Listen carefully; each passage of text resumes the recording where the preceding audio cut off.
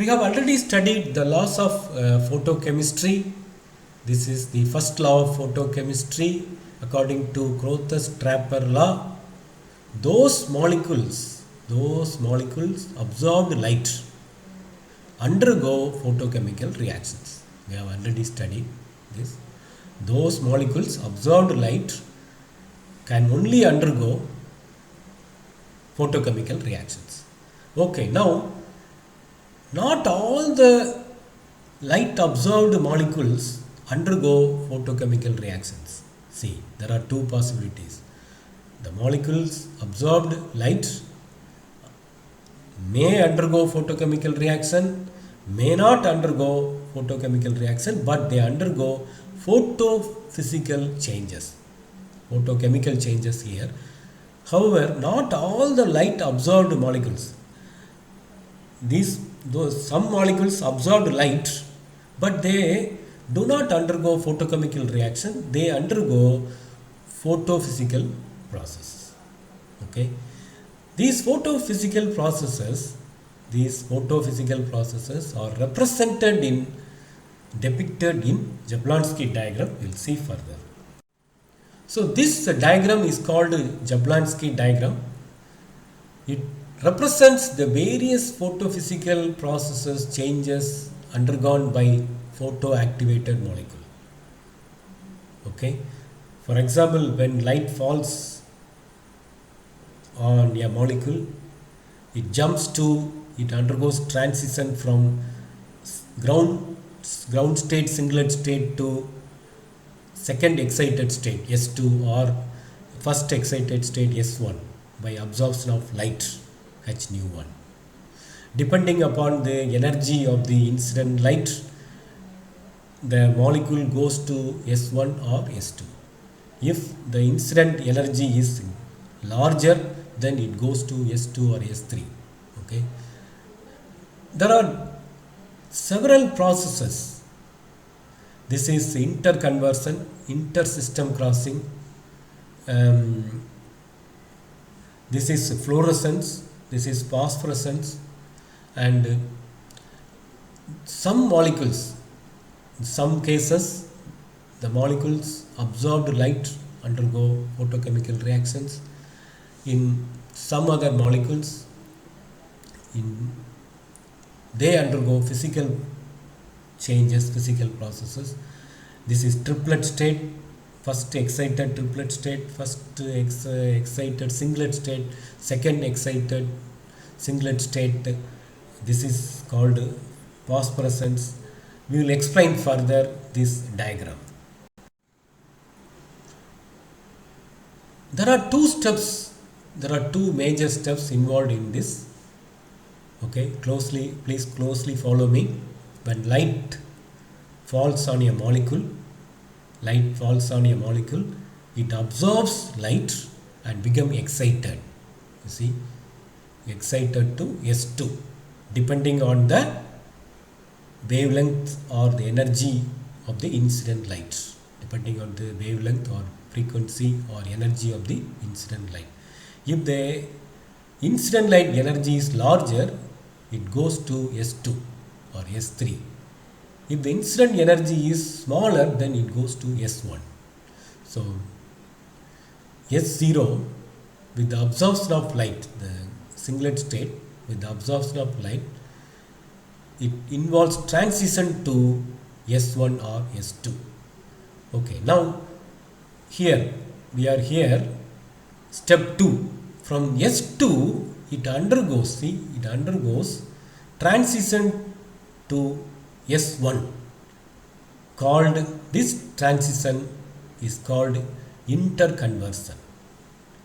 This internal conversion occurs by means of non-radiative process. This is non-radiative. Okay, it does not involve emission of light. This internal conversion occurs due to collisions with the other molecules, dissipating the excess energy. See, the molecule is having excess energy.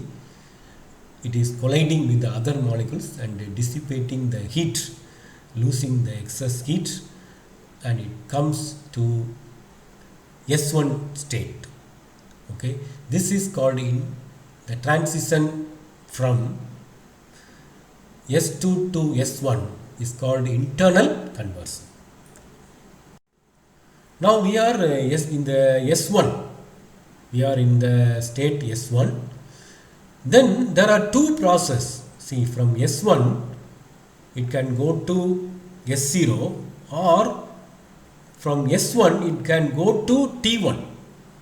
It can go to T1 or S2 through intersystem crossing T2.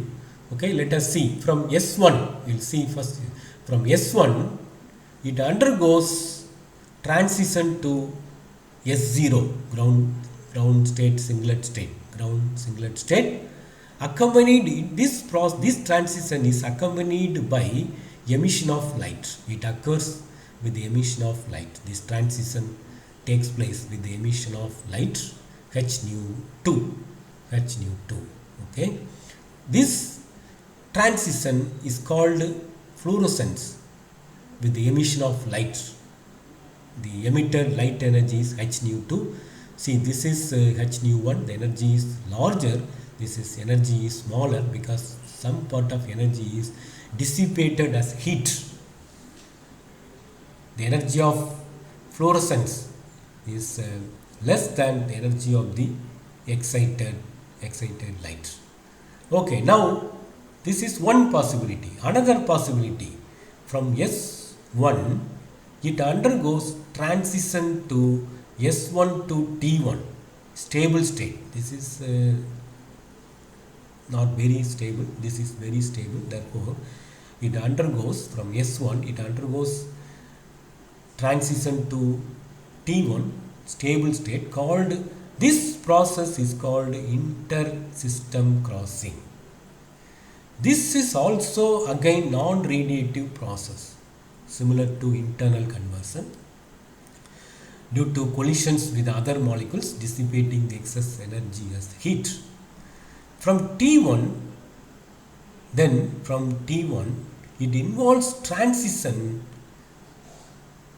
to S0.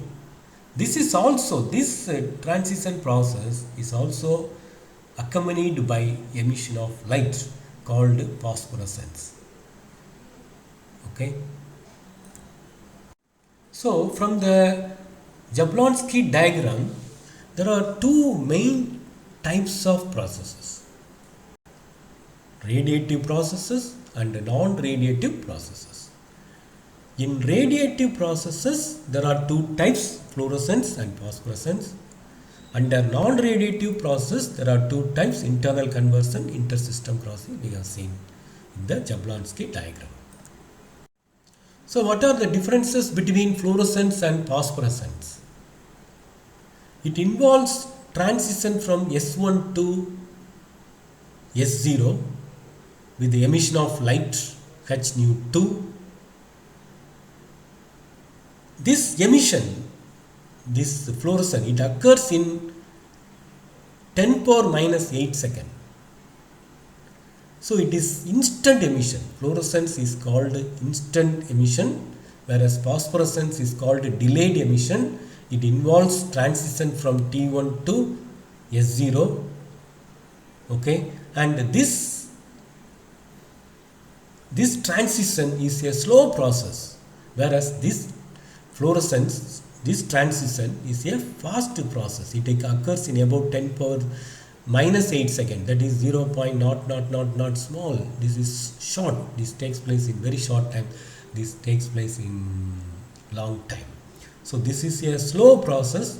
That is, the light is emitted after some time. The light is emitted immediately. Okay. So why this is a fast process? Why it is instant emission? Because the transition S1 to S0 is allowed. Okay, this transition is allowed, whereas the transition from T1 to S0 is not allowed, because this is triplet state to singlet state. Here there is no change in spin multiplicity. here there is change in spin multiplicity. Okay, this is forbidden transition, therefore it is slow process. Another important factor is that once irradiation, once light is stopped, when irradiation is stopped, it disappears. Fluorescence will not appear once irradiation stopped. For example, in car and in two-wheelers, you have fluorescent stickers.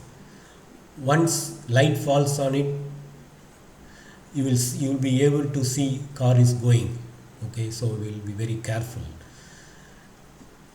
Whereas phosphorescence occurs even after irradiation stopped. Okay, there are clocks, phosphorescent clocks, and it will be visible in the night. You can see the times, numbers, etc. in the night. They are coated with the fluorescent materials. It occurs even after irradiation stopped. Let us know what are the similarities. What are the similarities? Compare and contrast. Both are radiative processes.